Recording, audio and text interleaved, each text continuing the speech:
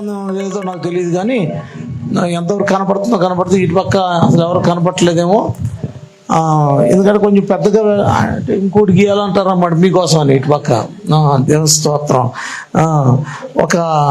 ఎందుకంటే ఆల్రెడీ అందరికీ కూడా వాట్సాప్ ఉన్నటువంటి ప్రతి ఒక్కరికి కూడా స్తుతి ప్రార్థన ధ్యాన సమాజంలో ఉన్నటువంటి ప్రతి ఒక్కరికి కూడా వాట్సాప్ ఓపెన్ చేసుకుంటే వాట్సాప్లో ఈ యొక్క మ్యాప్ వస్తుంది మొత్తం అంతా కూడా.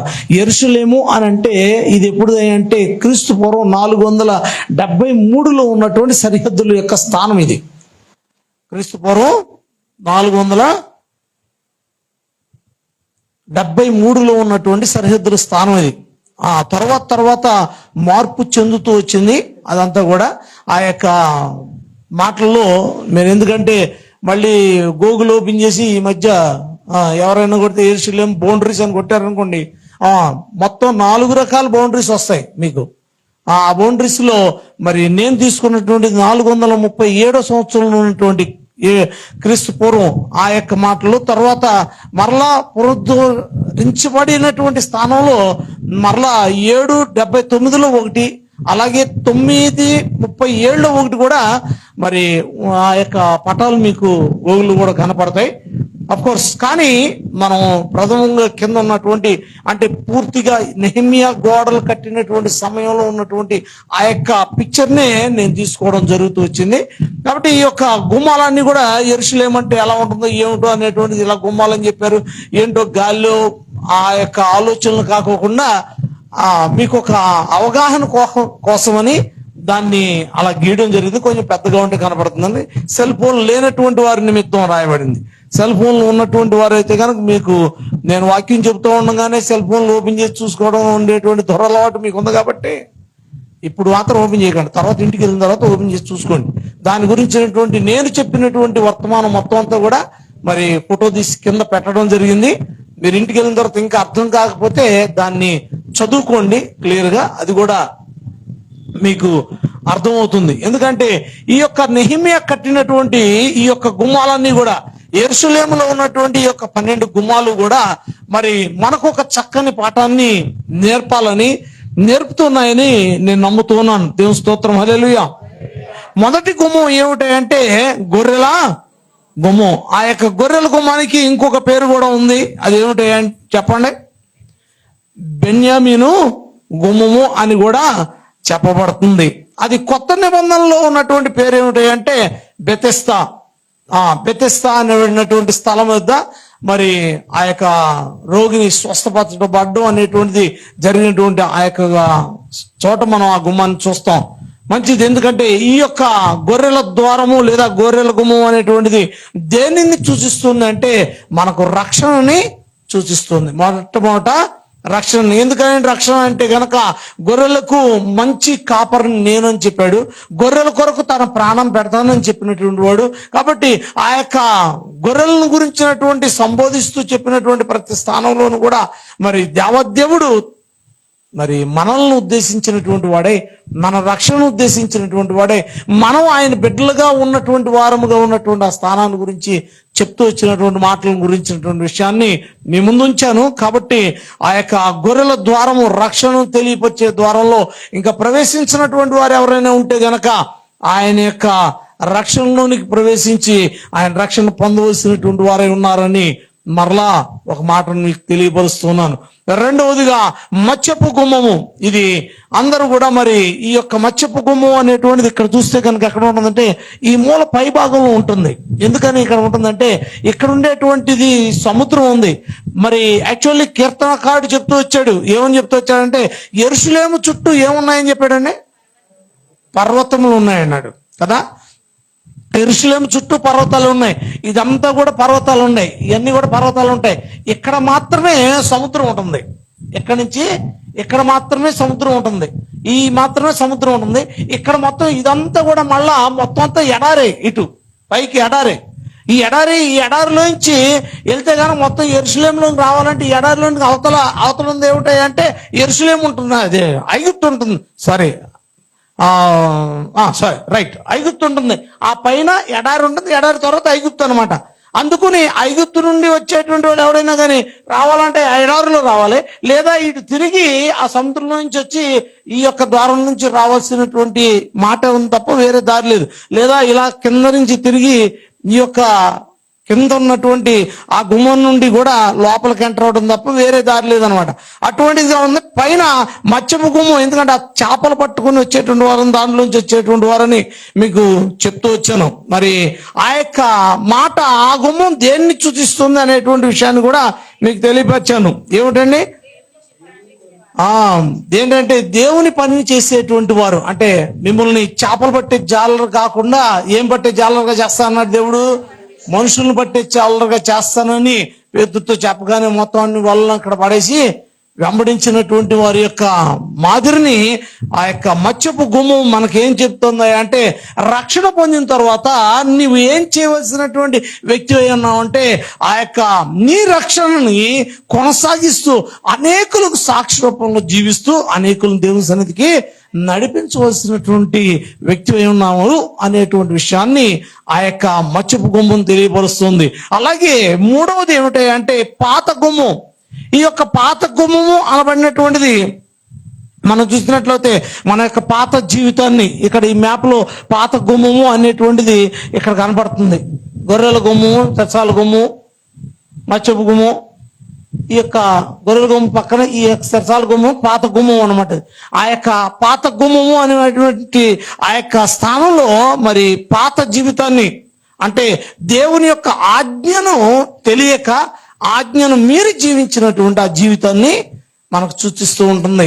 కాబట్టి మనం ఏమి కలిగి ఉండాలి అంటే ఆజ్ఞలను నెరవేర్చేటువంటి జీవితాన్ని కలిగి ఉండాలి అనేటువంటి మాటని తెలియపరుస్తుంది. ఆ యొక్క ఆజ్ఞలను జీవించుకోకుండా, ఆజ్ఞలు లేకుండా జీవించేటువంటి జీవితాన్ని జీవించిన వారు చాలా మంది ఉన్నారు.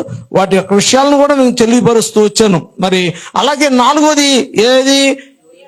లోయ గుమ్మం. నెహెమీయా గ్రంథం 3వ అధ్యాయం 13వ వచనంలో ఉన్నటువంటి ఆ యొక్క లోయ ద్వారం, ఆయా లోయ ద్వారం అనేటువంటి దాన్ని మరి దేన్ని సూచిస్తుంది అంటే, మనము విధేయతను, మనం లోబడతాము, ఆ తగ్గింపుని సూచిస్తూ ఉన్నటువంటి ఆ యొక్క స్థానం.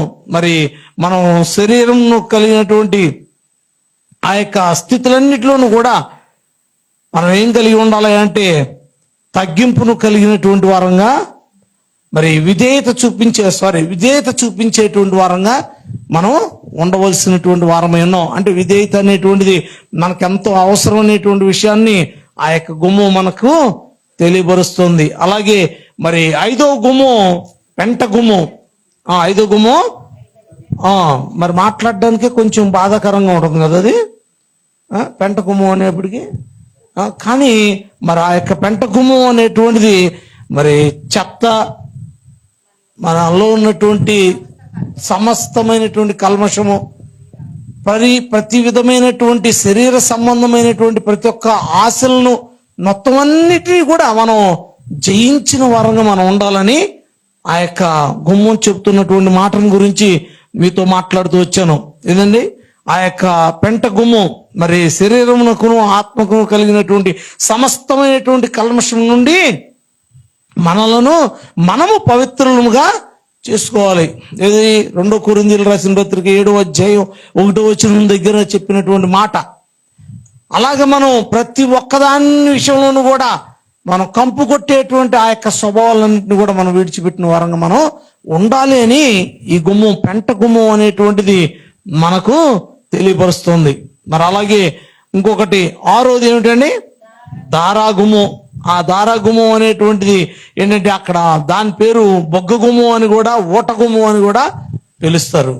ఆ యొక్క ఆ దారాగుమ్మం దగ్గర నుండి మరి ఒక కొండలోంచి నీరు అలా వస్తూ ఉన్నటువంటి ఆ యొక్క స్థానాలని, మరి నేను దాని గురించినటువంటి చరిత్రను కూడా చాలా చదివాను, దాని గురించిన విషయం.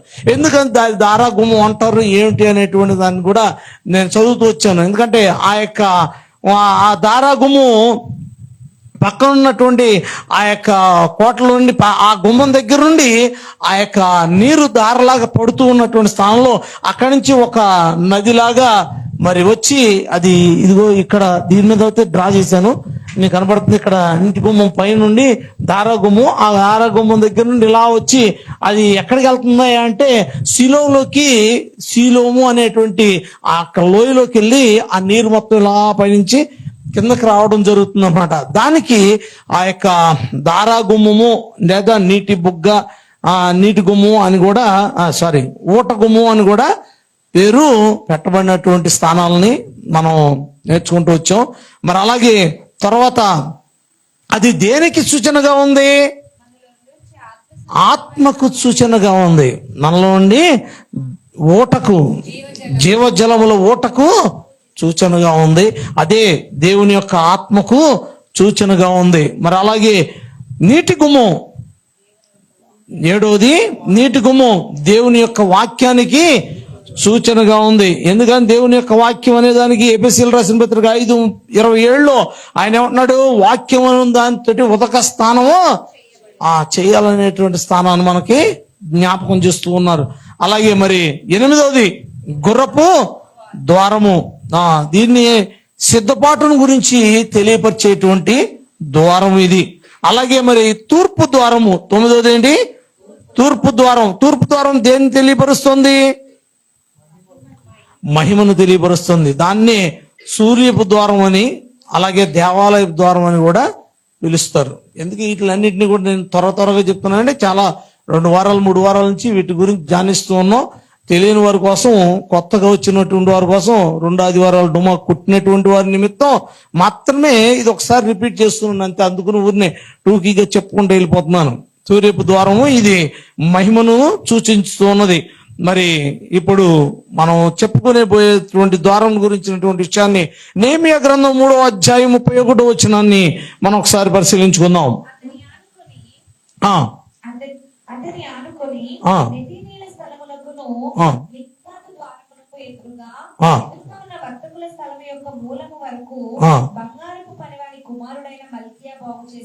చాలండి, చిన్న ప్రార్థన. మహిమ కలిగిన మా తండ్రి, లిప్తుడు అల్పుడైనటువంటి నన్ను మరుగుపరిచి నీ బిడ్డలతో మీరు మాట్లాడమని, నామానికి మహిమ తెచ్చుకోమని, సమస్త ఘనత మహిమ యావత్తు నీకే చెల్లిస్తూ వినగలిగిన చెవిని, గ్రహించగలిగిన మనసును నీ బిడ్డలకు దయచేయమని యేసు నామమున అడుగుచున్నాం తండ్రి, ఆమేన్. హల్లెలూయా. ఈ యొక్క మిప్పాదు అనేటువంటిది, మిప్పాదు అని అంటే ఏంటంటే యాక్చువల్లీ అది హీబ్రూ వర్డ్. దాన్ని తెలుగులోకి మనం తర్జుమా చేసుకున్నట్లయితే కనుక మిప్పాదు అని అంటే ఏంటంటే తనిఖీ, టెస్టింగ్ అంటే తనిఖీ. అంటే తనిఖీ అంటే ఏంటి? అవును, పరిశీలించుట, పరీక్షించుట. ఓ మాట చెప్పాలంటే తనిఖీ చేయడం అంటే ఏంటి? టెస్ట్ చేయడం అంటే ఏంటి? మనం ఏదన్నా తీసుకెళ్తున్నామా, తీసుకురావుతున్నామా ఏమిటి అనేటువంటిది, లేదా ఒక ఆబ్జెక్ట్ ని ఏదైనా తయారు చేసినప్పుడు, లేకపోతే ఏదైనా పరికరాన్ని తయారు చేసినప్పుడు దాన్ని ఏం చేస్తారు? ఫస్ట్ టెస్ట్ చేస్తారు. టెస్ట్ చేసిన తర్వాతే అప్పుడు ఏం చెప్తారంటే టెస్టెడ్, ఓకే అని ఒక స్టిక్కర్ అంటిస్తారు, లేదా స్టాంప్ వేస్తారు. ఎందుకంటే అది టెస్ట్ చేయబడింది అంటే కనుక అది పనిచేస్తేనే దాన్ని టెస్ట్ చేయబడినటువంటిదిగా ముద్రిస్తారు. అలాగే ఈ యొక్క మిప్పాదు ద్వారం, ఈ మిప్పాదు ద్వారం ఎక్కడ ఉంటుందంటే కరెక్ట్ ఈ మధ్యలో ఉంటుందండి. యెరూషలేములో ఈ కరెక్ట్ మధ్యలో ఉంటుంది ఇది మిప్పాదు ద్వారం. అది దాన్ని ఈ మధ్యలో ఉండేటువంటి ద్వారం. అది మరి పరీక్షించేటువంటి ద్వారం. అది ఆ కాలంలో ఏం పరీక్షించేవారు అంటే యుద్ధానికి వెళ్ళేటువంటి వాళ్ళని పరీక్షించేవాళ్ళు, అలాగే యుద్ధాన్ని చేసి తిరిగి వచ్చేటువంటి వాళ్ళని కూడా పరీక్షించేటువంటి వారు ఉండేవారు. రాజు అక్కడ పైనుంచి పరీక్షిస్తూ ఉండేవాడు. అలాగే పరీక్షించి ఏం చేసేవాడు అంటే మరి యుద్ధం చేసి తిరిగి వచ్చేటువంటి వాళ్ళందరినీ ఆ గుమ్మం నుండి స్వాగతం పలుకుతూ ఉండేటువంటి వారు. ఇటుపక్క అటుపక్క కూడా 2 పెద్ద బురుజులు ఉండేవి. ఆ యొక్క మ్యాప్ లో మీకు కనపడతాయి. ఆ యొక్క బురుజుల్లో ఏం చేస్తారంటే బురుజుల మీద నుంచుని పువ్వులు జల్లుతూ ఉండేవారు. ఏది విజయాన్ని మరి కలిగి తిరిగి వచ్చేటువంటి సైనికులందరినీ కూడా పరిశీలిస్తూ ఉండేటువంటి ఆ యొక్క గుమ్మం ఇది. ఎందుకంటే అది పరీక్షించి పరిశీలించేటువంటి గుమ్మముగా మరి ఈ యొక్క గుమ్మం ఉంది. అందుకనే దావీదు రాసిన కీర్తనలో మాట్లాడుతూ 26వ కీర్తన ఒక మాట చూడండి. 26వ కీర్తన 2వ చరణంలో మాట్లాడుతూ ఏమంటున్నాడు చూడండి. యెహోవా నన్ను పరిశీలించుము, నన్ను పరీక్షించుము, నా అంతరేంద్రియములను నా హృదయమును పరిశీలించుము. చూసారా ఇక్కడ ఏం మాట్లాడుతున్నాడు దావీదు? ఎందుకంటే ఆయన పరీక్షించుము, పరిశీలించుము అని అంటున్నాడు. ఎస్, ప్రతి ఒక్కరూ కూడా ఏమండి బైబిల్లో నుండి తలలు పైకెత్తండి. ప్రతి ఒక్కరూ కూడా మనం ఏం చేయవలసిన వారం ఏంటంటే, మనం దేవుని బిడ్డలో మనం అందరికీ కూడా దేవదేవుడి గురించి మనకు తెలిసినటువంటి వాళ్ళం కాబట్టి మనం ఏం చేసుకుంటూ ఉండాలంటే పరీక్షించుకుంటూ ఉండాలి, పరిశీలించుకుంటూ ఉండాలి. దేన్ని పరిశీలించుకోవాలి? మనం వేసుకున్న చొక్కాను బట్టలను పరిశీలించుకోవడం కాదు, దాంట్లో మచ్చలు ఉన్నాయో పరిశీలించుకోవడం, పరీక్షించుకోవడం కాదు. ఇది హృదయపు అంతరంగాల్ని ఏం చేయాలంట? పరీక్షించుకోవాలంట. చాలా మంది చాలా వాటిని పరీక్షించుకుంటారు, పరిశీలించుకుంటారు. ఏది? అద్దం ముందు నుంచుని ముఖానికి పౌడర్ కరెక్ట్ కలిసిందా లేదా, రాసిన క్రీమ్ ఎక్కడన్నా ఎక్కువ తక్కువగా ఉందా అని చెప్పి చాలా పరీక్షించుకుంటూ ఉంటారు. కానీ మరి దేవదేవుడు ఏం పరీక్షించుకుంటున్నాడా అంటే హృదయాంతరంగాల్ని పరీక్షించుకున్నాడు. ఎందుకంటే ఆయన హృదయాంతరంగాల్ని పరీక్షించేవాడు కాబట్టి. దేవుని బిడ్డ జాగ్రత్త గమనించు. దావీదు అందుకనే మాట్లాడుతూ 139వ కీర్తనలో కూడా మూడో చరణంలో మాట్లాడుతున్నాడు చూడండి. 139వ కీర్తన. నా నడకను నా పడకను నువ్వు పరిశీలన చేసి ఉన్నావు. చూసారా, మన నడక మన పడక రెండు కూడా ఆయన పరిశీలించేవాడే ఉన్నాడంట. దేవుని బిడ్డ జాగ్రత్త. నువ్వు ఎక్కడెక్కడ పడుకుంటున్నావో లేకపోతే ఎక్కడెక్కడ నడిచి వెళ్తున్నావో, ఎక్కడికి వెళ్తూ ఉన్నావో, ఎక్కడి నుంచి ఎక్కడికి వస్తూ ఉన్నావో, ప్రతి ఒక్కటి కూడా ఆయన పరీక్షిస్తూనే ఉన్నాడు. కొంతమంది దేవుని మందిరం రాకుండా అయ్యారు, నాకంటే పెద్ద కడుపులో నొప్పి వచ్చేసిందని అక్కడికి వెళ్ళండి, హాస్పిటల్కి వెళ్ళాను అంటారు. పెద్ద అబద్ధం చెప్పేస్తూ ఉంటారు. లేకపోతే కనుక అసలు పని ఏదో ఉంటుంది, ఇంకో పనికి దేవుని యొక్క సన్నిధికి రావడానికి వచ్చే ఆటంకంలో ఒక రకమైన ఆటంకం అయితే ఏదో ఆటంకం అని చెప్పి దేవుని సన్నిధికి మాట్లాడేటువంటి మాటలు బోలని చెప్తూ ఉంటారు. అంటే మన యొక్క ప్రతి ఒక్కటే, మన పడక మన నడక అంటే కనుక ఇంకా దాంట్లో మనం ఆయనకి దాక్కుని ఉండేది ఏది కూడా లేదు అనేటువంటి విషయాన్ని మరలా మనం చాలా జాగ్రత్తగా పరిశీలించి మనం తెలుసుకోవచ్చు. అంటే ఏంటి? నువ్వెక్కడున్నా కానీ, నువ్వేం చేస్తున్నా కానీ ఆయన ఏమైనాడు? ఎరిగిన వాడై ఉన్నాడు. ఆయన పరిశీలించి పరీక్షించి చూస్తున్నటువంటి వాడై ఉన్నాడు. ఈ మధ్యకాలంలో యవనస్తులైన పిల్లలు అక్కడికి ఇక్కడికి తిరుగుతా, పార్కులకి కబ్బులకి బిబ్బులకి తిరుగుతా వీళ్ళు ఏం చెప్తారా అంటే స్పెషల్ క్లాసులు చెప్పేస్తున్నారు. స్పెషల్ క్లాసులు అంటారు. లేకపోతే కనుక మా ఫ్రెండ్ వాళ్ళ బాబాయ్ మనవడు కొడుకు బర్త్డే, ఎవరో ఒకరిది వేరొక పీసు, మా ఫ్రెండ్ వాళ్ళ డాష్ బర్త్డే అని చెప్పి వీళ్ళు వెళ్ళే బర్త్డేలు ఈ కాదు, ఎక్కడెక్కడో తిరిగి వస్తున్నటువంటి భయంకరమైనటువంటి దృశ్యాలు ఎన్నో కనపడుతూ ఉన్నాయి. దేవుని బిడ్డ జాగ్రత్త గమనించు. ఇదిగో దేవుని మందిరానికి వస్తున్నటువంటి నీతో దేవుడు మాట్లాడేదే. ఇదిగో ఈ ద్వారం మాట్లాడుతున్న మాట అదే. ఏమిటంటే నిన్ను ప్రతి ఒక్క స్థలంలోనూ కూడా ఆయన కనుదృష్టి ఏం చేస్తుంది? పరిశీలిస్తుంది, పరీక్షిస్తుంది. కాబట్టి నువ్వు ఏం చేస్తున్నావు, ఏం చూస్తున్నావు? ఈ మధ్య కాలంలో ఈ సెల్ ఫోన్ పాడుగాను చాలా ఎక్కువైపోయినాయి. వాటిలో ఏం చూస్తున్నారో తెలియదు, ఏం చాట్ చేస్తున్నారో అంతకంటే తెలియదు. కాబట్టి జాగ్రత్త. నువ్వు చూసేదేదో ఆయన చూస్తున్నాడు. మనం అనుకుంటాం అన్నమాట, మనం మాత్రమే చూస్తున్నాం, రూమ్లో ఎవరు చూడలేదని. కానీ మళ్ళా ఆయన ఏం చూస్తున్నాడో వాడు ఉంటాడు అన్నమాట. ఖడ్గం తీసుకుని ఓ మంచి తల్లాడి ఖడ్గం తీసుకుని ఉంచుని ఉంటాడు. నాకు నువ్వు అని వేసేస్తాను అన్నట్టు ఉంటాడు. కానీ వేసేమో ఆ ఖడ్గానికి ఏం చెప్తాడంటే అడ్డం పడుతూ ఉంటాడు. నా రక్తంతో కొన్న నా బిడ్డని నువ్వు వెళ్ళి అవతలగా వెళ్ళరాడు. చూడు ఆడేం చూస్తున్నాడు, బొమ్మలు చూస్తున్నాడు, పిచ్చి బొమ్మలన్నీ చూస్తున్నాడు, ఎంత చక్కగా చూస్తున్నాడు చూడు, నవ్వుకుంటా చూస్తున్నాడు. నువ్వు అను అంటే కాదు. ఎందుకని నువ్వు అనేది పాపం చేయడానికి, పాపంలోనికి లాక్కుపోవడానికి, పాపంలోనికి ఈడ్చుకుపోయి మన ఎక్కడో ఏదో పేపర్లో చాలా నెల అయిపోయింది అనుకుంటా, వాళ్ళ తండ్రి కూతుర్ని పాడు చేసాడంట. పాడు చేసి తగలబెట్టేసి ఎక్కడో పెట్టేశాడంట, తుప్పలో పెట్టాడంట. ఆ విధమైన భయంకరమైన స్థానంలోకి రావడానికి కారణం ఏమిటి అంటే ఈ చూసేటువంటి పనికిరానటువంటి చెత్త ప్రోగ్రామ్స్, పనికిరానటువంటి ఆ యొక్క బొమ్మలు. దేవుని బిడ్డ జాగ్రత్త సుమా. అపవాదైనటువంటి వాడు నిన్ను ఏదో విధంగా బలహీనం చేసి భయంకరమైన స్థితిలో పడేయాలని చూస్తున్నటువంటి స్థానంలో మరి దేవదేవుడు ఏం చేస్తున్నాడు అంటే, నువ్వు గనక ఈ మాటను గనక జాగ్రత్తగా పరిశీలించుకుంటే, మనసులో పెట్టుకుంటే, ఇదిగో ఆయన నన్ను ప్రతి భాష విషయంలోనూ కూడా ఆయన చూస్తున్నాడు, నేను చేసే ప్రతి ఒక్క పని కూడా ఆయన పరీక్షిస్తున్నాడు, పరిశీలిస్తున్నాడు అని గనక మనం భయపడుతూ ఉన్నటువంటి వారం అయితే గనక తప్పక ఆ యొక్క పరిశుద్ధతను మనం కాపాడుకోగలుగుతాం. దేవుని స్తోత్రం చెప్పరే. ఎందుకంటే దావీదు 11వ కీర్తనలో 5వ చరణంలో మాట్లాడుతున్న ఈ మాట కూడా చూసుకుని ముందుకు వెళ్ళిపోదాం. యెహోవా నీతిమంతులను పరిశీలించును.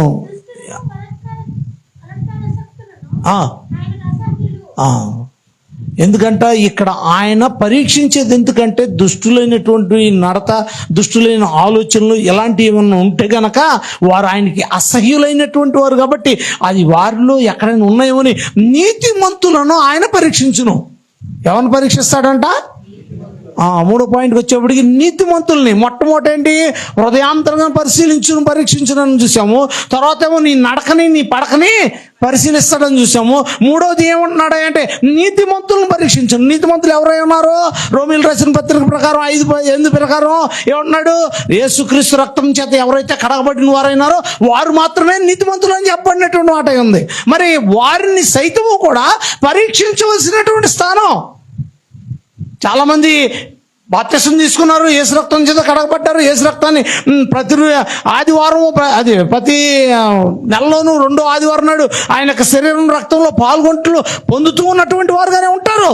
కానీ వారు సైతము కూడా దేవుని యొక్క రాజ్యంలోనికి ప్రవేశించాలంటే కనుక వారు కూడా పరీక్షించబడవలసిన వారే ఉన్నారు. వారిలో కూడా ఎందుకనంటే ఇంకా ఏమైనా దాగి ఉన్నటువంటి పాపపు ఆలోచనలు, క్రియలు, లేకపోతే కనుక దేవునికి ఇష్టం లేనటువంటి తలంపులు, పాత రోత జీవితం యొక్క ఆనవాళ్ళు ఇంకా నీ జీవితంలో ఉన్నట్లయితే గనక వాటి విషయంలో ఏం చేయాలంటే ఆయన పరీక్షిస్తూ ఉన్నవాడైనాడు. వాటిని విడిచిపెట్టమని దేవదేవుడు ఖచ్చితంగా మనతోటి చెప్తూ ఉన్నవాడైనాడు. దేవుని స్తోత్రం, హల్లెలూయా. మరి మంచిది. ఈ యొక్క మిప్కాదు అనేటువంటి ఈ గుమ్ము టెస్టింగ్ అనేటువంటి దాన్ని తెలియపరుస్తున్నటువంటి స్థానం. కాబట్టి మనని దేవదేవుడు ఇప్పుడు కూడా ప్రతి ఒక్క విషయంలోనూ కూడా పరీక్షిస్తున్నాడు, పరిశీలిస్తున్నాడు అనేటువంటి విషయాన్ని నేను గుర్తుంచుకొని జ్ఞాపకం ఉంచుకొని, పెద్దలు అంటూ ఉంటారు, రే ఏ పని చేసినా కానీ ఒళ్ళు దగ్గర పెట్టుకుని పని చేయ అంటారు. అంటారా? ఒళ్ళు దగ్గర పెట్టుకుని పని చేయ అంటారు. ఏం మాట్లాడుతున్నా? ఒళ్ళు దగ్గర పెట్టుకుని మాట్లాడంటారు. ప్రతి మాట విషయంలో, ప్రతి పని చేసే విషయంలో కూడా ఆ మాట అంటూ ఉంటారు. కాబట్టి దేవదేవుడు హెచ్చరిస్తున్నాడు, జాగ్రత్త. మనము ఎక్కడ ఏ విధంగా ఎలా ఉన్నా, ఏం చేస్తున్నా, ఏం మాట్లాడుతున్నా ఆయన మనల్ని ఏం చేస్తున్నాడు? పరీక్షిస్తూ ఉన్నాడు, పరిశీలిస్తూ ఉన్నవాడై ఉన్నాడు. జాగ్రత్త సుమా. ఒకవేళ నువ్వు తల్లిదండ్రులు కళ్ళు కప్పొచ్చేమో, లేకపోతే గనక నీ యొక్క స్నేహితులకు కళ్ళు కప్పొచ్చేమో, లేకపోతే నీ ఇంట్లో నీ భార్య కళ్ళు కప్పొచ్చేమో, లేకపోతే నీ యజమాని యొక్క కళ్ళు కప్పొచ్చేమో, నువ్వు ఎవరి కళ్ళైనా కప్పొచ్చేమో, కానీ నా దేవుని కళ్ళు మాత్రం కప్పలేవు. ఆయన మాత్రం ఎప్పుడు కూడా నన్ను పరిశీలిస్తున్నాడు, పరీక్షిస్తున్నాడు. జాగ్రత్త. మరి 11వ గుమ్మంలోనికి, ద్వారంలోనికి వెళ్ళిపోదాం. అది ఎఫ్రాయిము ద్వారం. అది ఎక్కడుంది అంటే నెహెమ్యా గ్రంథం 8వ అధ్యాయం 16వ వచనం. ఆ ప్రకారమే జనులు పోయి తెచ్చి జనులందరూ తమ తమ ఇండ్ల మీదను తమ లోగిళ్లలోను దేవ మందిరపు ఆవరణములోను నీటి గుమ్మపు వీధిలోను ఎఫ్రాయిము గుమ్మపు వీధిలోను పన్నశాలలు కట్టుకొని. చాలు ప్రియమైన వారులారా, జాగ్రత్తగా గమనించండి. ఈ యొక్క ఎఫ్రాయిము గుమ్మము లేదా ఎఫ్రాయిం ద్వారం అనబడినటువంటి ఈ యొక్క ద్వారము మరి చూసినట్లయితే కనుక అది దేవుని యొక్క మాటలో అభివృద్ధిని సూచిస్తూ ఉంది.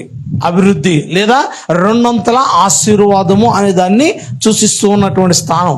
ఎందుకంటే మరి ఆ యొక్క ఎఫ్రాయిము ద్వారం దగ్గర మరి ఈ యొక్క ఎఫ్రాయిం ద్వారం అనేటువంటిది ఇక్కడ ఉన్నటువంటి ద్వారం. ఈ ద్వారం ఇది. ఈ యొక్క ద్వారానికి కరెక్ట్గా దేవాలయ ద్వారం దగ్గరే ఇది ఉంటుంది. ఇటు ఆ యొక్క నీటి ద్వారం దగ్గర మరి ఎదురుగా ఉన్నటువంటిది. ఈ స్థానంలో ఇక్కడ ఏం చేసేవారంటే ఈ ప్లేస్లో పర్ణశాలలు కూడా బాగా వేసుకుని పండుగలు ఎక్కువగా చేసుకుంటూ ఉండేవాళ్ళు ఈ గుమ్మం దగ్గర. ఎందుకంటే కొంచెం విశాలంగా ఉన్నటువంటి స్థలం, దేవాలయం ఉన్నటువంటి స్థలంలో ఈ పక్కన బాగా విశాలంగా ఉండటం వలన ఇక్కడ ఎక్కువ మంది ఈ యొక్క ఎఫ్రాయిం ద్వారం దగ్గరికి వచ్చి ఆ ద్వారం దగ్గర పర్ణశాలలు వేసుకుని పండుగలు జరుపుకునేటువంటి వారుగా ఉండేవారు. ఎందుకంటే పండుగ అనేటువంటి స్థానం ఎప్పుడు కూడా ఒక సంతోషాన్ని, ఒక ఆశీర్వాదాన్ని తెలియపరిచేటువంటి స్థానం అయి ఉంది. కాబట్టి ప్రియమైన వారా, అది ఏన్ని సూచిస్తుంది అంటే అభివృద్ధిని సూచిస్తుంది లేదా రెండొంతుల ఆశీర్వాదాన్ని తెలియపరుస్తుంది. కాబట్టి ఈ యొక్క ద్వారం అనేటువంటిది మనము గనక దేవుని యొక్క సన్నిధిలో పైన చెప్పబడినటువంటి ఎన్ని ద్వారాలు చెప్పండి? 10 ద్వారాలు చెప్పండి. ఆ 10 ద్వారాల్లోనూ కూడా మనం ఏ విధంగా ఉండవలసినటువంటి స్థానం ఉందో, లేకపోతే మనం దేన్ని సరి చేసుకోవాల్సినటువంటి స్థానం ఉందో, లేకపోతే ఏ విధంగా జీవించవలసినటువంటి స్థానం ఉందో ప్రతి ఒక్కటి కూడా చాలా చక్కగా తెలియపరుస్తూ వచ్చింది. ఆ యొక్క చెప్పబడినటువంటి ప్రతి ఒక్క స్థానంలోనూ కూడా మనం గనక జాగ్రత్తగా మనం జీవించినట్లయితే గనక మనం ఏమవుతామంటే రెండొంతుల ఆశీర్వాదాన్ని పొందుకుంటాం. దేవుని స్తోత్రం, హల్లెలూయా. రెండొంతుల ఆశీర్వాదాన్ని పొందుకున్నటువంటి వ్యక్తుల గురించినటువంటి విషయంలో మరి మొదటి వ్యక్తి యోబు గారి గురించి మనందరికి తెలిసిందే. ఏమన్నా తెలుసా? యోబు రెండొంతుల ఆశీర్వాదం పొందుకున్నాడా? పొందుకున్నాడా? రెండొంతుల ఆశీర్వాదాన్ని యోబు గారు పొందుకున్నాడు. మరి అలాగే రెండొంతుల ఆశీర్వాదాన్ని పొందుకున్న వాళ్ళు ఎవరు? ఎలీషా గారు రెండొంతుల ఆత్మని పొందుకున్నటువంటి వాడే ఉన్నాడు. ఎందుకంటే మరి ఏలియా 7 అద్భుత కార్యాలు చేస్తే ఎలీషా గారు 14 అద్భుత కార్యాలు చేశాడు. 14 పైన చేసినట్టుగా ఉంది అని 14 అద్భుత కార్యాలు చేయడం జరిగింది. మరి అలాగే యోబు గారు అంత శ్రమలో సైతం కూడా ఏ మాత్రము దేవుణ్ణి దూషించినటువంటి వాడుగా ఉండి మరి తన యొక్క యథార్థతను కాపాడుకున్న స్థానాన్ని బట్టి మరి దేవదేవుడు ఏం చేశాడంటే పోగొట్టుకున్నటువంటి వాటన్నిటినీ మరలా రెండొంతలుగా మరి యోబు గారికి ఇచ్చినట్లుగా మనం చూస్తాం. కాబట్టి ఇప్పుడు దేవుని బిడ్డ జాగ్రత్తగా గమనించు. పైన ఉన్నటువంటి చెప్పబడినటువంటి ఒక్కొక్క గుమ్మం నుంచి వస్తున్నాం.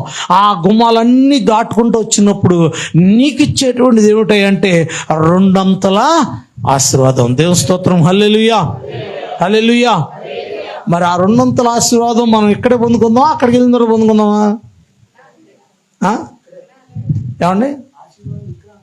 అక్కడ కావాలి. అలాగా ఆశీర్వాదం మాత్రం అక్కడ కావాలి. మనం మాత్రం ఆదివారం నాడు మందిరంలో ఉన్నాం. ఆశీర్వాదం మాత్రం కావాలి. ఏమండి? అలాగే మనం లోబడడం లేకపోతే తగ్గింపు స్వభావం అనేటువంటిది మాత్రం మనకు కనపడదు, కానీ ఆశీర్వాదం మాత్రం డబుల్ కావాల్సిందే అన్నీ కూడా.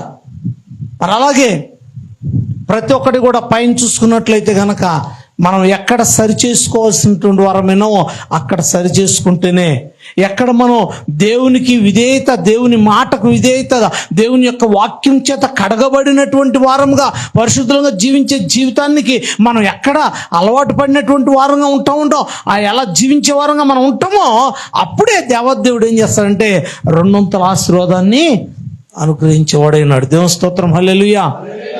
మరి ఇహమందును పరమందును ఆయన మనల్ని ఆశీర్వదించేవాడై ఉన్నాడు. దేవుని స్తోత్రం, హల్లెలూయా. ఆశీర్వాదమునకు కారకులమును ఆయన చేత పిలువబడినటువంటి వారమైనటువంటి మనం. ఈ యొక్క దేవదేవుడు నిన్ను నన్ను పిలుచుకుంది ఎందుకంటే ఆయన ప్రేమించి మనల్ని ఆశీర్వదించడానికే. కాకపోతే ఆశీర్వదించాలి అని అంటే కనుక పైన ఉన్నటువంటి గుమ్మాలన్నిటిలో నుండి కూడా మనం సరి చేసుకుంటూ రావాల్సినటువంటి వరమైన దేవుని స్తోత్రం. హల్లెలూయా. మీరు ఎప్పుడైనా వీసా స్టాంపింగ్కి వెళ్తే కనుక తెలుస్తుంది అక్కడ ఎలా ఉంటుందో చెకింగ్ అనేటువంటిది. మా పాస్టర్ గారు వీసా స్టాంపింగ్కి వెళ్ళినప్పుడు ఆవిడ నిజంగా ఆ ఒక్కొక్క గేట్లోంచి వెళ్తున్నప్పుడు ఆ గేట్లోంచి వెళ్ళినప్పుడల్లా ఏమండి ఇక్కడే ఎంత చెకింగ్ ఉంటే పరలోకంలో ఎంత చెకింగ్ ఉంటుందో అన్నది. అసలు ఇంత స్ట్రిక్ట్ అంది. మరి ఇంత స్ట్రిక్ట్ కనీసం ఈవెన్ మీరు జల్లో పెట్టుకుని పిన్నిస్ కూడా తీసుకెళ్ళడానికి పిన్ కూడా తీసుకెళ్ళడానికి లేదు. దేన్ని కూడా తీసుకెళ్ళాలి, అన్నీ కూడా బ్యాగ్లో పెట్టి ఆడ పక్కన పెట్టాలి.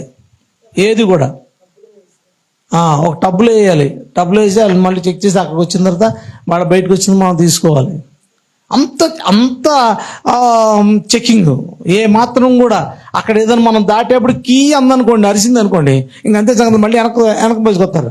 వెనక తీసుకొస్తే మళ్ళీ చెక్ చేస్తారు. అమ్మ ఏముందో ఏంటి. నా జేబులో జస్ట్ మామూలుగా అప్పుడు తీసుకున్న తర్వాత ఏదో కానీ కీనో ఏదో జేబులో ఉండిపోయింది. ఇలా పాస్ అయ్యేప్పుడు కీ అంది. కీ అన్నప్పటికీ మళ్ళీ వెనకరమని చెప్పి చూసేప్పటికి ఓ కీ ఉంది, కార్ కీ ఉండిపోయింది. ఓ కీ ఉందని మళ్ళీ తీసి టబ్లో వేసి అంత పరీక్షించేయటం క్షుణ్ణంగా ఇక్కడే మనం పరీక్షిస్తుంటే ఏది జస్ట్ ఒక విదేశానికి వెళ్ళడానికే పరీక్షిస్తుంటే మనం చిరకాలం నిలిచి ఉండేటువంటి మరి ఆ పరలోక రాజ్యంలోనికి మనం చేర్చబడేటప్పుడు మరి ఇంకెంత చెకింగ్ ఉంటుందండి. 12 గుమ్మాలు నేను చాలా తక్కువ అనుకుంటున్నాను. 12 గుమ్మాలు చాలా తక్కువ అనుకుంటున్నాను మనం చెక్ చేయడానికి. ఆయన 12 గుమ్మాల్లో దూరం వెళ్ళిపోతాంలే. మనం మస్క కొట్టడం మనకు బాగా అలవాటు కదా.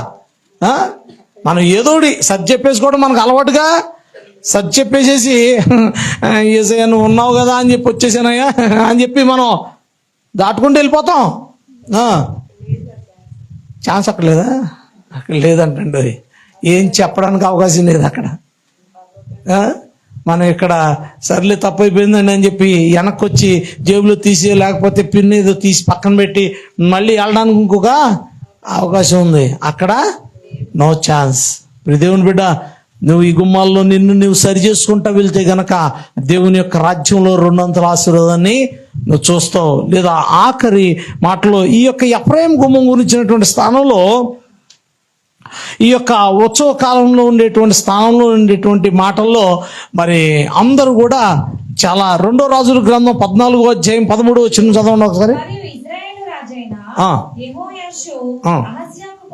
యోవాషు కుమారుడైన అమజ్యా అను యూదా రాజును బెత్షెమెషు దగ్గర పట్టుకొని యెరూషలేమునకు వచ్చి ఎఫ్రాయిము గుమ్మం మొదలుకొని మూల గుమ్మం వరకు యెరూషలేము ప్రాకారమును 400 మూరల పొడుగును పడగొట్టెను.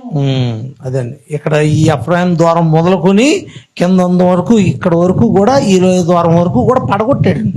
దాని గురించి చెప్పుకుంటూ వస్తూ ఆ ఎఫ్రాయిం ద్వారాన్ని అక్కడ తెలియపరుస్తూ వచ్చారు.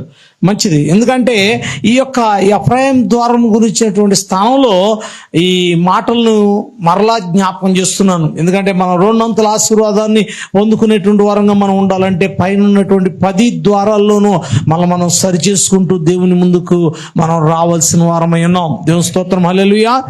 మరి అలాగే ఆఖరిదైనటువంటి మరి బందీగృహ గుమ్మం, దాన్ని అంతఃపురపు వెలుపటి గుమ్మము అని కూడా అంటారు.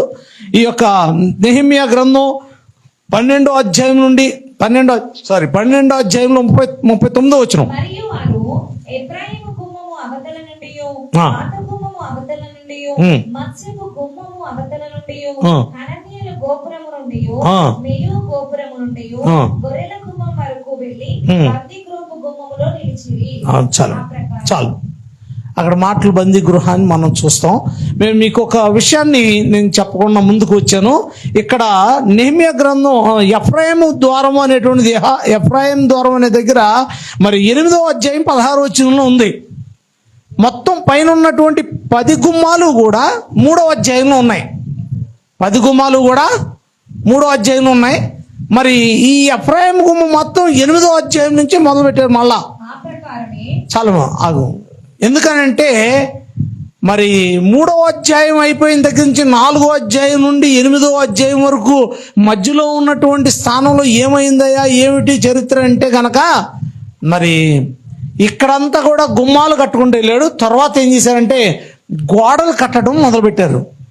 గుమ్మాలని 3వ అధ్యాయంలో గుమ్మాలని నిలబెట్టినటువంటి స్థానాలను చెప్తూ వచ్చారు. మిగిలినటువంటి గుమ్మానికి మధ్యలో ఉన్నటువంటి గోడల్ని, ఎక్కడైతే పడిపోయినటువంటి గోడలు ఉన్నాయో అక్కడ ఆ గోడలను కట్టడం మొదలుపెట్టారు. గోడలు కడుతూ వచ్చారు. మీకు అనుమానం వచ్చినా రాకపోయినా కానీ నా చెప్పవలసిన ధర్మం చెప్పు నేను చెప్పాను. అక్కడ 4వ అధ్యాయం మీరు చదవడం మొదలుపెట్టిన తర్వాత మరి ఆ యొక్క వ్యతిరేకంగా వచ్చినటువంటి మేము గోడలు కట్టుచు సమాచారం విని, అది ఇక్కడ ఏంటంటే 4వ అధ్యాయం నుండి వాళ్ళు ఏం చేస్తూ వచ్చారంటే గోడలు కడుతూ వచ్చారు. గోడలు కడుతూ వచ్చినటువంటి స్థానంలో మరి సన్బట్టలు, మరి అలాగే ఇంకొకరు వేరేటువంటి వాళ్ళు, వీళ్ళందరూ కూడా చాలా రౌద్రులయ్యి ఆటంకపరిచినటువంటి స్థానాలు కూడా నెహెమ్యా గ్రంథంలో మనం చూస్తాం. ఆ యొక్క గోడలు కడతా వచ్చారనమాట. ఎందుకంటే తర్వాత మరలా 8వ అధ్యాయం దగ్గరికి వచ్చిన తర్వాత ఎఫ్రాయిం ద్వారాన్ని మరి అక్కడ గుమ్మాన్ని కట్టడం జరిగింది. ఆ తర్వాత మరి 12వ గుమ్మం, ఇది ఆఖరి గుమ్మం, 12వ గుమ్మం, నెహెమ్యా గ్రంథం 12వ అధ్యాయం 39వ వచనంలో ఉన్నటువంటిది. దీన్ని బందీగృహపు గుమ్మము అని అంటారు. లేదా ఈ ఇంకో మాట ఏంటంటే అంతఃపురపు వెలుపటి గుమ్మం అని కూడా దాని పేరు.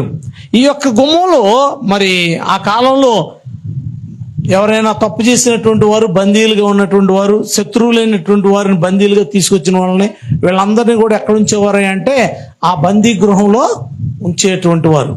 కాబట్టి ఆ యొక్క బందీ గృహంలో ఉంచినటువంటి వారికి మరి ఎప్పుడు కూడా ఆ యొక్క అంతఃపురపు వెలుపటి భాగంలో ఉన్నటువంటి ఆ యొక్క బందీ గృహంలోనే ఉంచేటువంటి వారు. కాబట్టి ఆ యొక్క స్థానంలో మనం జాగ్రత్తగా గమనించి చూసినట్లయితే గనక ఈ యొక్క విషయాన్ని మనం జాగ్రత్తగా పరిశీలించాలి, గుర్తుంచుకోవాలి.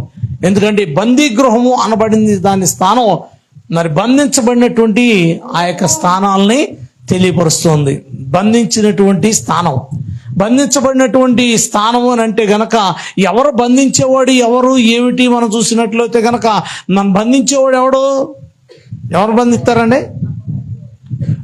మనల్ని అపవాది యొక్క ఆలోచనలు, అపవాది యొక్క తలంపులు అవి మనల్ని ఏం చేస్తాయంటే బంధించుంటాయి. అందుకనే యెషయా భక్తుడు రాస్తూ అంటాడు కదా, బంధించబడిన వారి యొక్క బంధకములను తెంచుటయు, కాడి మానును విరగొట్టుటయు ఆయన పనే ఉంది. ఎవరి పనే ఉంది?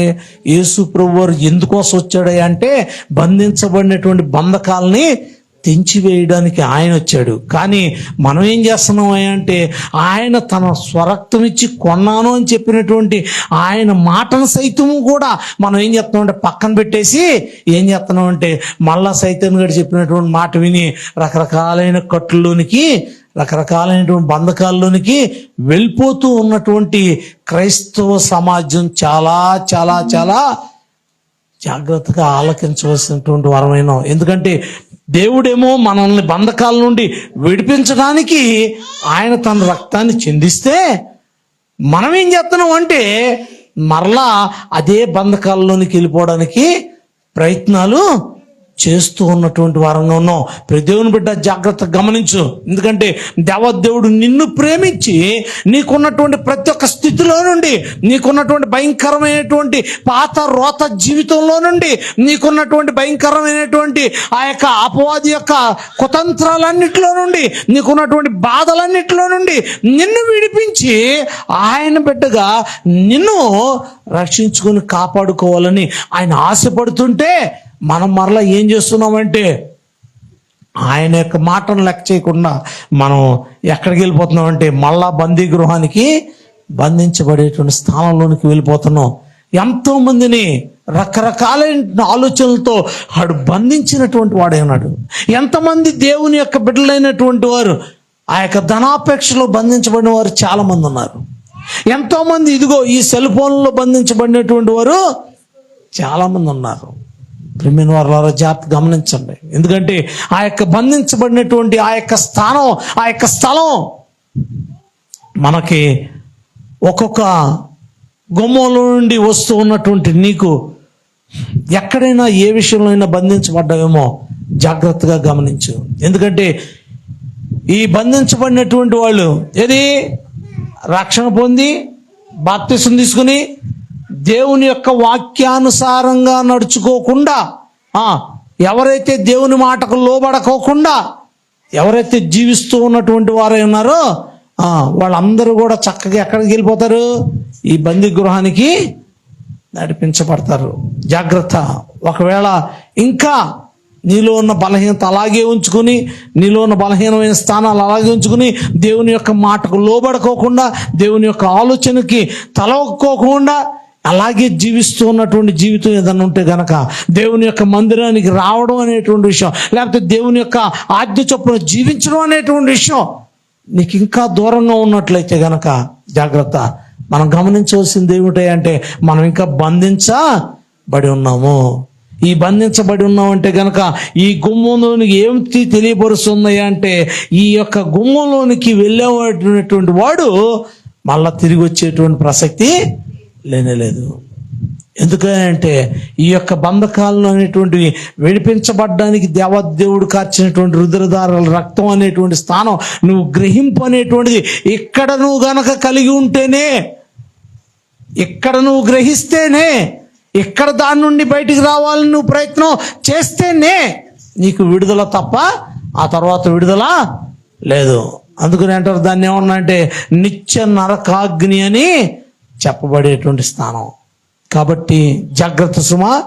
ఎందుకంటే మన కొరకు దేవదేవుడు నువ్వన్ని గుమ్మాల్లోనూ నువ్వు సరి చేసుకుంటూ వస్తే కనుక 2 ఆశీర్వాదం ఇస్తానన్నాడు. నువ్వు ఒకవేళ సరి చేసుకోకుండా వచ్చావనుకో, అదిగో ఆ బందీ గృహంలోనికి పంపబడతావు. అందుకనే దీని విషయంలో ఒక చిన్న ఎగ్జాంపుల్ చెప్పి నేను నా మాటలు ముగించేస్తాను. యేసు ప్రభు వారు అక్కడ ఒక చిన్న ఉపమానం అని చెప్పాడు. ఏమిటయ్యా ఉపమానం అంటే, ఆ యొక్క వస్త్రాల గురించినటువంటి ఉపమానం చెప్తూ, పెళ్ళికి పిలిచినటువంటి వారందరూ కూడా అనేకులు పిలువబడ్డారంట. పిలువబడినటువంటి వారందరూ వచ్చి కూర్చున్నప్పుడు రాజుగారు వచ్చి ఆ యొక్క బంతులు ఒకసారి అలాగా పరిశీలిస్తూ వెళ్తానంట. పరిశీలిస్తూ వెళ్తానప్పుడు అందరూ కూడా చక్కని వస్త్రాలని వేసుకుని వచ్చారంట. ఒక వ్యక్తి దగ్గరికి వచ్చేప్పటికి ఆ వ్యక్తిని పట్టుకుని, లే నువ్వు బయటికి రా అన్నాడంట. బయటికి రా అంటే అవి బయటకు వచ్చాడు. బయటకు వచ్చిన తర్వాత, ఏది నీ యొక్క ఏం వస్త్రం? పెండ్లి వస్త్రం, విందు వస్త్రం ఎక్కడికి ఎలాగ వచ్చితివి అని అడగగా, ఏంటి ఎందుకని ముందు చదవాలి.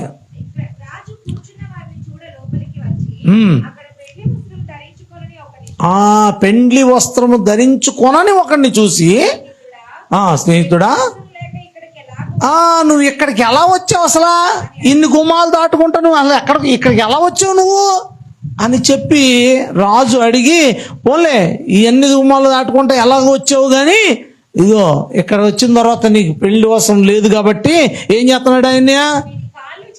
ఇది కాళ్ళు చేతులు కట్టి వెలుపట చీకట్లోనికి త్రోసివేయడి, అక్కడ ఏడుపును పండ్లు కొరుకుటను ఇండును. దేవుని బిడ్డ జాగ్రత్త గమనించు. ఎందుకంటే దేవదేవుడు నీకు అవకాశం ఇస్తున్నాడు. ఈ యొక్క 10 గుమ్మాల్లో నుండి కూడా నీతో మాట్లాడుతూ వచ్చినటువంటి మాటల్లో నీకు అవకాశం ఇస్తున్నాడు. ఏంటంటే నువ్వు ఇంకా సరి చేసుకోవాల్సినటువంటి, నువ్వు ఇంకా దేవుని యొక్క వాక్యానుసారంగా నిన్ను నీవు ఆ యొక్క దేవుని యొక్క స్వరూప్యంలోనికి మార్చుకోవడానికి కావలసినటువంటి ఆ యొక్క స్థానాల గురించి మాట్లాడుతూ ఉన్నాడు దేవుడు. మాట్లాడుతున్నటువంటి దేవుని యొక్క వాక్కు ప్రకారం నిన్ను నీవు సరి చేసుకుంటే గనక నీవు 2 ఆశీర్వాదాన్ని పొందుతావు. లేదంటే గనక ఇదిగో ఆ యొక్క బందీ గృహమైనటువంటి నరకాగ్నికి చేర్చబడతావు. వారు రక్షణ పొందిన వారు అనేటువంటి బిరుదో లేకపోతే ఇదో స్థానమో కాదు. జాగ్రత్త సుమా. నరకాగ్నికి పోయేటువంటి వారిలో పెద్ద పెద్ద కోట్లు వేసుకున్న వాళ్ళు కూడా ఉన్నారని వింటూ వస్తున్నాం. ఆయన ఏ విధంగా తీర్పు తీరుస్తాడో, ఎలా తీర్పు తీరుతాడో నీకు నాకు తెలియదు, కానీ జాగ్రత్త. మనకి ఇవ్వబడినటువంటి సమయంలోనే మనం సరి చేసుకుంటూ దేవుని యొక్క సన్నిధిలో ముందుకు సాగుదాం. దేవుడి కొద్ది మాటలను దీవించి ఫలింప చేయనుగాక. హల్లెలూయా.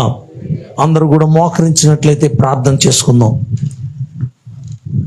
ప్రతి ఒక్క గుమ్మం మరలా ఆ యొక్క 12 గుమ్మాలని కూడా నేను చెప్పాలంటే ఇంకా సమయం అవుతుందని నేను వాటిని మరలా చెప్పలేదు.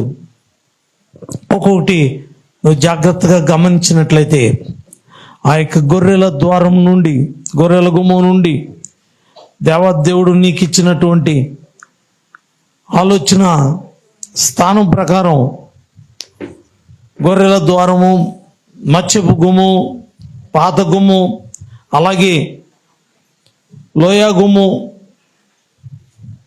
పెంట గుమ్ము, దారా గుమ్ము, నీటి గుమ్ము, ఇవన్నీ కూడా నీకు తెలియపరిచేటువంటి ఆత్మీయ అర్థాన్ని, గ్రహింపుని, నాకు అన్నీ తెలుసులే, నేను అన్ని పర్ఫెక్ట్లే అనుకుంటూ ఏదేదో మాట్లాడుకుంటున్నావా? ఆయనకి తెలుసు నీ వీక్నెస్ ఏంటో. నిన్ను పరీక్షించేవాడు ఆయన, నిన్ను పరిశీలిస్తున్నవాడు ఆయన. కాబట్టి నిన్ను నీవు పరిశీలించుకుని నీలో ఉన్నటువంటి బలహీనమైనటువంటి స్థితిని నువ్వు గనక దేవుని సన్నిధిలో ఒప్పుకుంటే ప్రతి ఒక్క విషయంలోనూ కూడా 2 అంతల ఆశీర్వాదాన్ని చూడగలిగినటువంటి గొప్ప భాగ్యాన్ని నీకు అనుగ్రహించేవాడు నా దేవుడు. మరి నువ్వు నోరు విప్పి దేవుని సన్నిధిలో అడిగితే, అయ్యా, ఏ గుమ్మం నుండి ప్రవేశించి ఏ గుమ్మం దగ్గర ఆగిపోయావో,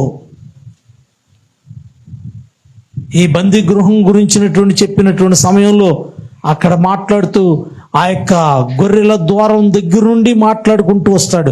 అన్ని ద్వారాల్లో నుండి ప్రవేశించుతూ వచ్చి ఆ యొక్క బందీ గృహం అనబడిన దగ్గర ఆగి అనేటువంటి మాటలు మనం చూస్తాం. మన యొక్క జీవితంలో ఒకసారి మనం జ్ఞాపకం చేసుకోవాల్సిన వారమైనాం.